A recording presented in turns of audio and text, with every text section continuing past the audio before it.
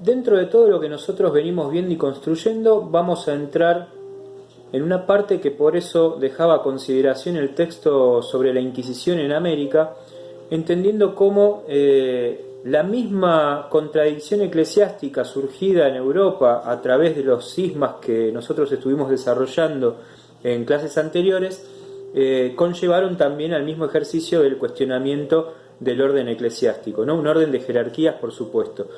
Y en ese sentido también se empieza a cuestionar el orden eclesiástico mismo desde las consideraciones de nuevas ideologías que empiezan a surgir en Europa.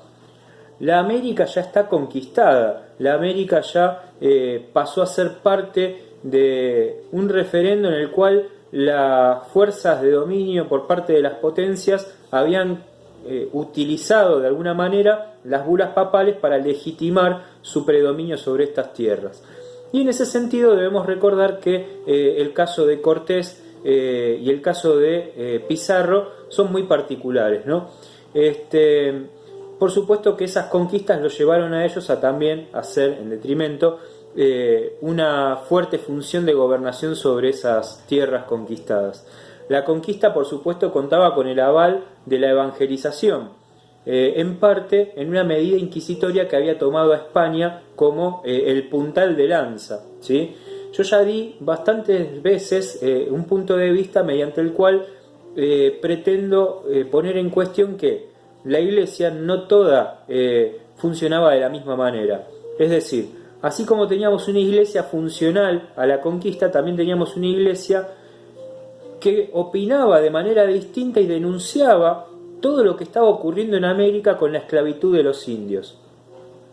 Caso, por ejemplo, del arrepentido Bartolomé de las Casas, que es uno de los más dichosos que de alguna forma han expresado esta contienda. Por otro lado, tenemos que hablar de los jesuitas, que ya vamos a ver mucho más adelante, que habían venido a América y que después van a ser expulsados. Vinieron a América a hacer un poco de, por supuesto, la evangelización, pero también desde otro lado más pedagógico-social, ¿sí? De eso también nos vamos a referir. Pero no podemos dejar pasar de lado que en una Europa conquistadora, en una Europa de fuertes ideas católicas, también empieza a surgir un nuevo aparato, un nuevo brazo que se va a predisponer a hacer un cambio en este tono de las ideologías. Recordemos que la etapa de la conquista en América es también la etapa del Renacimiento en Europa. Hacia el siglo XV y siglo XVI, Europa de alguna manera está renaciendo de una etapa de oscuridad. Que si hacemos un largo recorrido, esto de la moralidad, ¿no? Tenemos que recordar lo que había sido el humanismo en su momento, ¿no? Esta consideración de lo humano sobre lo espiritual. Y en ese marco de cuestión también la racionalización de la idea en lo posterior de que el hombre, entendido como el todo, como digo siempre en aquel tiempo, bien se valía de poder empezar a comprender incluso su propio cuerpo, que el hombre tenía un tipo de idea también sobre lo que era la cuestión del trabajo, ¿sí? Trabajar para ganarse el paraíso. Bueno, esas son consideraciones que empiezan a influir fuertemente a la sociedad de aquellos tiempos y que encuentran dentro de lo que es el Renacimiento también un renacer de las ideas. En ese marco, como yo decía recién, que nos vamos a ocupar un poco de lo que es la Iglesia Católica, pero por supuesto de la nueva mirada que yo les estaba relatando recién, tenemos que recordar que la Iglesia Católica va a funcionar como el brazo religioso para el mundo en descubrimiento, ¿sí? El brazo religioso, ¿por qué? Porque en realidad la dedicación que, por ejemplo, va a poner España de acuerdo a lo que es la Inquisición, va a hacer que muchas personas contrarias a las ideas del catolicismo terminen colgadas o prendidas a fuego en la hoguera, ¿sí?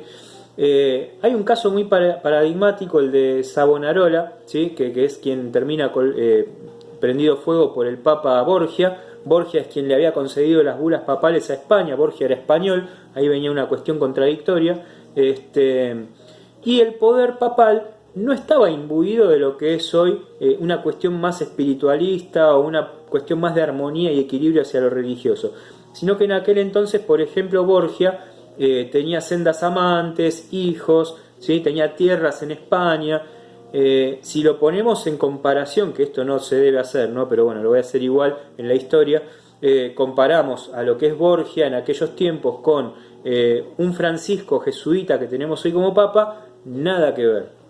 De hecho, los conceptos de Francisco que parten desde los jesuitas justamente tienen que ver con la austeridad. Bueno, en aquellos tiempos la austeridad no era una cuestión de la lógica, sino que más bien las riquezas eran una cuestión lógica y el predominio, por supuesto, de cierta clase por sobre otra.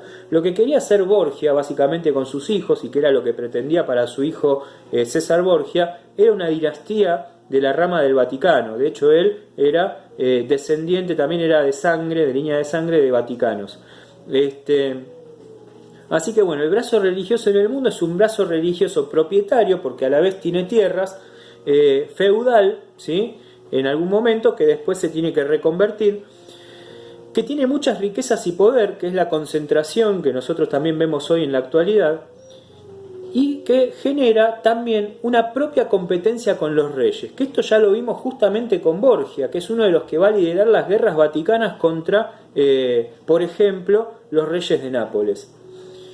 Así las cosas en la crisis religiosa, entre el excentricismo y algunas vidas ostentosas, como por ejemplo vamos a volver a representar a Borgia, se genera cierta crisis y contradicción en donde empiezan a surgir algunos movimientos internos que se preguntan si eso es lo que verdaderamente Dios quería para el mundo, es decir, una sociedad totalmente desigualitaria, una vida ostentosa de unos pocos, aquellos justamente que hablaban de que el don de la pobreza y el trabajo iban a conllevar a un futuro paraíso, pero que había que ser moral de cumplir con los objetivos impuestos de la vida.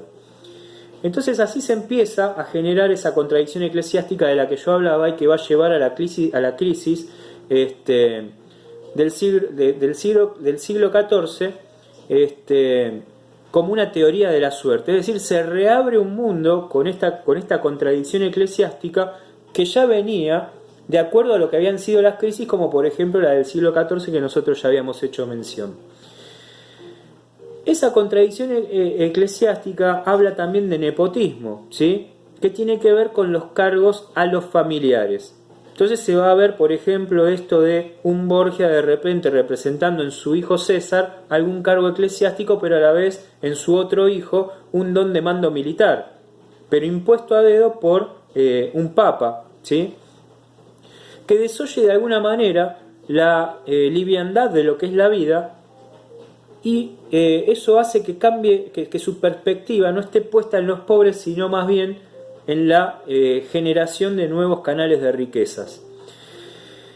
La venta de las indulgencias habla de esto también. Es decir, vender de alguna manera una indulgencia implica, por supuesto, hacerlo a esas clases acomodadas que podían de alguna manera generar justamente la compra.